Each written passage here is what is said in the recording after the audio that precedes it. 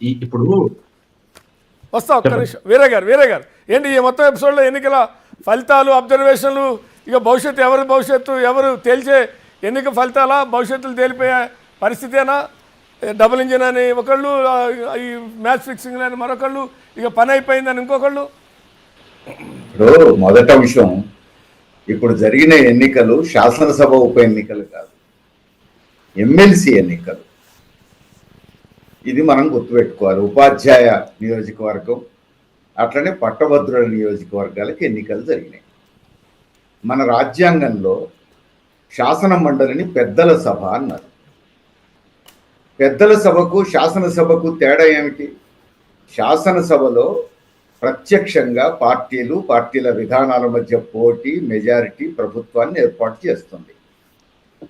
శాసన మండలికి వచ్చినప్పటికీ ఇది పెద్దల సభ అన్నారు. అంటే శాసనసభలో రాజకీయ పార్టీల నాయకులు కానీ, ఇండిపెండెంట్లు కానీ, గెలిచిన వాళ్ళు తప్పుడు వాదనలు చేసినా, తప్పుడు నిర్ణయాలు చేసినా వాటిని లోతుగా సమాజం పట్ల లోతైన అవగాహనతో పరిశీలించి తగు సూచనలు చేయగలిగిన అర్హతలు కలిగిన సభగా పెద్దల సభను ఆశించారు రాజ్యాంగ నిర్మాతలు. అందుకే మీరు చూడండి, శాసన మండలి ప్రతినిధుల సభ కాదు. అది ప్రతినిధుల సభే అయితే కార్మికులకు ఒక ప్రతినిధి ఉండాలి, రైతులకు ఒక ప్రతినిధి ఉండాలి, మహిళలకు ఒక ప్రతినిధి ఉండాలి. ఓన్లీ గ్రాడ్యుయేట్స్కి, ఉపాధ్యాయులకు, ప్రజాప్రతినిధులకే ఎందుకు ప్రతినిధులు ఉన్నారు శాసన మండలిలో? అంటే ఒక అవగాహన, సమాజంలో చదువుకున్న వాళ్ళు మేధావులుగా ఉంటారు, లోతుగా పరిశీలించి సమాజం గురించి తగు సూచనలు చేస్తారు అని. అట్లనే ప్రజాప్రతినిధులకు ప్రతినిధులు ప్రజల నాడి తెలిసిన వాళ్ళు, ప్రజల ఇబ్బందులు తెలిసిన వాళ్ళు అనే అర్థంలో వాడింది. అందుకని ఇప్పుడు పెద్దల స్వభావాన్ని మార్చేస్తున్నారు బీజేపీ కానీ, కాంగ్రెస్ కానీ, బీఆర్ఎస్ కానీ. దీన్ని మళ్ళీ ఒక రాజకీయ ఆరోపణలు ప్రత్యారోపణల వేదికగా, రాజకీయ పార్టీల పోటాపోటీల వేదికలుగా దీన్ని మార్చేస్తున్నారు. ఇది సరైంది కాదు. ఇది మొదటి అంశం. దీన్ని పెద్దల సభగా దాని స్వభావాన్ని కాపాడుకోవడం అవసరం. రాజ్యాంగ నిర్మాతలు ఏదైతే ఆశించిందో ఆ స్వభావాన్ని కాపాడుకోవడం మంచిది. ఎందుకంటే దీన్ని ఇంత రాజకీయం చేయడం మన శాసన మండలి ఎన్నికల చరిత్రలో జరగలేదు. ఒకటైతే వీరే గారు, అంటే నాకు కూడా అవగాహన ఉండేది అంటే తర్వాత తెలుస్తుంది, ఉపాధ్యాయుల ప్రతినిధి అంటే ఉపాధ్యాయులకు ఉన్నవాడు పోటీ చేస్తారని. ప్రైవేట్ విద్యా సంస్థలు నడిపేవాళ్ళు కూడా పోటీ చేయొచ్చు, ఖర్చు పెట్టి ఉపాధ్యాయ సంఘ ప్రతినిధిగా పెద్దల సభలోకి వెళ్ళొచ్చని నాకు కూడా, నేను తర్వాత చూస్తే నేను కొంత ఆశ్చర్యంగా ఉంది. అంటే దీని ఏంటి అసలు, ఇది ఎందుకు పెట్టారు? ఉపాధ్యాయులు అంటే ఉపాధ్యాయుల సమస్యల మీద పెద్దల సభలో కొట్లాడేవాళ్ళు, కానీ ఉపాధ్యాయులతో సంబంధం లేకుండా విద్యాన్ని వ్యాపారంగా చేసుకునే వాళ్ళు ఉపాధ్యాయుల సమస్యల మీద పెద్దల సభలో కొట్లాడతారంటే వినటానికి లేకుంటే మాట్లాడటానికి అన్నిటికీ నవ్వులాటగాను హేళనగా కూడా అనిపిస్తుంది కొన్ని సందర్భాల్లో. Please continue. అది అంటే మొత్తం సభ స్వభావాన్ని మార్చేస్తున్నారు.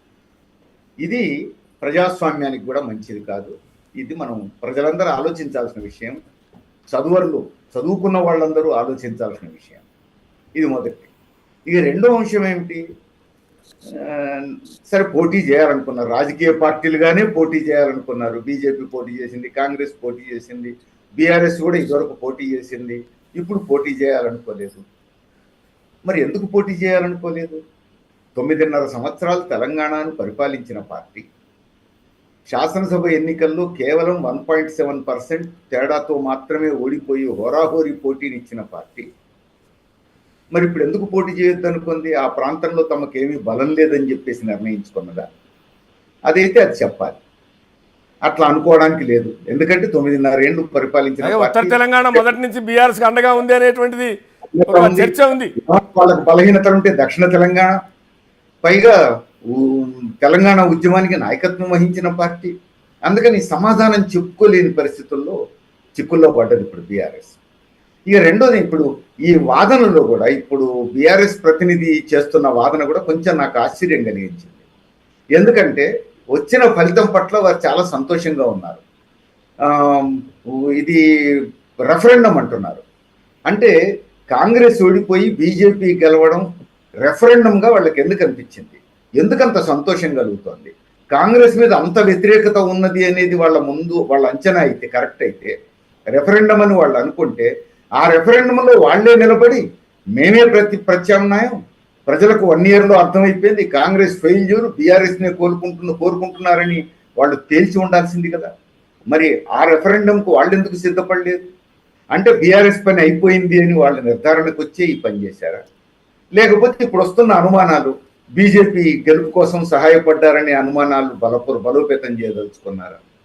ఇది ఇప్పుడు ఈ అనుమానాలు మరింత బలోపేతం అవుతున్నాయి వారు చేసే వాదనల వల్ల.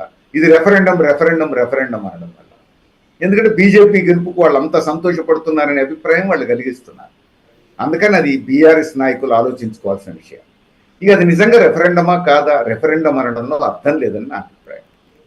ఎందుకు అర్థం లేదంటున్నాను అంటే, రెఫరెండం అని కనుక బీజేపీ అంగీకరిస్తే బీజేపీ సమాధానం చెప్పాల్సినవి ఉన్నాయి. కాలికి బలపం కట్టుకొని ఢిల్లీ అంతా ప్రధానమంత్రి నరేంద్ర మోడీ తిరిగిన రోజున శాసనసభ ఎన్నికల్లో బీజేపీకి 3 సీట్లు వచ్చినాయి. ఆటోలో పోతారు పార్లమెంట్ అసెంబ్లీకి అని చెప్పేసి చర్చ జరిగింది. మొత్తం ఆప్ గెలిచి 3 సీట్లే బీజేపీ గెలిచిన సందర్భం అది.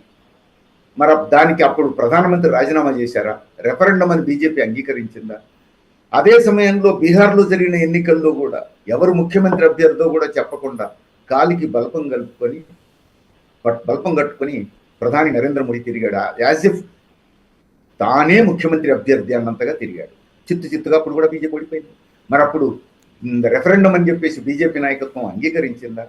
అందుకని మనకు ఏది అనుకూలం అనిపిస్తే ఆ వాదన చేయడం వల్ల ఉపయోగం లేదు. రాజకీయంగా విశ్లేషణ చేసేటప్పుడు ప్రజల నాడి, రాజకీయ పరిస్థితులు, ప్రజల సమస్యలు, వాటి ప్రాతిపదికగా చేయగలిగిన విశ్లేషణ చేయాలి. ఆ విశ్లేషణ తప్పు కావచ్చు, రైటు కావచ్చు, కానీ అడ్డదిడ్డం వాదనలు చేయకూడదు. మనకి ఏది లాభం అయితే అది విశ్లేషణగా చెప్పుకుంటే ఉపయోగం ఏముంది? అందుకని బీఆర్ఎస్ నాయకులు చేసేటువంటి వాదన వాళ్ళ కాళ్లకు వాళ్లే బంధం వేసుకునేది, వాళ్లే బోల్తా కొట్టేది, వాళ్లే జవాబుదారీ అయ్యేటువంటి వాదనలు ఉన్నాయి. అందుకని వాళ్ళే చిక్కుల్లో పడతారు. ఇట్లాంటి వాదనలు చేస్తే ఇంకా ప్రజలకు దూరం అవుతారు. ప్రజలకు దగ్గర అయ్యేందుకు వాళ్ళు ఏం చేయాలో ఆలోచించుకోవాల్సిన దశ. ఇక 3వ అంశం ఏమిటి? బీజేపీ నాయకులు ఒక మాట అన్నారు, ఇది రెఫరెండం కాదు, భవిష్యత్ అంతా బీజేపీకి అనేది కరెక్ట్ కాదు, కాంగ్రెసే గెలుస్తుంది రేపు శాసనసభ ఎన్నికలు పెడితే అని చెప్పేసి కాంగ్రెస్ నాయకులు అంటున్నారు. ఇట్లా చెప్పడం అంటే ప్రజలను అవమానపరచడమే, టీచర్స్ని గ్రాడ్యుయేట్స్ని అవమానపరచడమే అని చెప్పేసి అంటున్నారు. ఎందుకు అవమానపరచడం అవుతుంది? గ్రాడ్యుయేట్స్ కాన్స్టిట్యున్సీలో, టీచర్స్ కాన్స్టిట్యున్సీలో ఇప్పుడు వచ్చినటువంటి రిజల్ట్స్ ఇవి. రేపు శాసనసభ ఎన్నికల్లో వీళ్ళకంటే మెజారిటీ వ్యవసాయ కార్మికులు, రైతులు, కార్మికులు, వృత్తిదారులు వీళ్ళందరూ పాల్గొనే ఎన్నికలు అవి. వాళ్ళు మెజారిటీ కదా, వీళ్ళకంటే వాళ్ళు ఎక్కువ సంఖ్యలో ఉంటారు. కాబట్టి మరి ఇప్పుడు వచ్చిన తీర్పే భవిష్యత్తులో ఉంటుంది, ఖచ్చితంగా వీళ్ళే రేపు కూడా శాసించబోతున్నారు అని మాట్లాడడం అంటే మెజారిటీ ప్రజలను అవమానపరిచినట్టు అనుకోవాలి కదా. బీజేపీ నాయకులు మరి మెజారిటీ ప్రజలను అవమానపరచబోతున్నారా? అందుకని ఇది అంచనాలు. ఈ నియోజకవర్గాల్లో జరిగిన శాసన మండలి ఎన్నికల్లో వచ్చిన ప్రత్యేక పరిస్థితి ఇది. రేపు శాసనసభ ఎన్నికలకు వీటికి సంబంధం లేదు అనేది ఒక విశ్లేషణ, ఒక రాజకీయ అభిప్రాయం. దాన్ని ఆ రూపంలో మీరు విశ్లేషణ చేస్తే కరెక్ట్ అవుతుంది.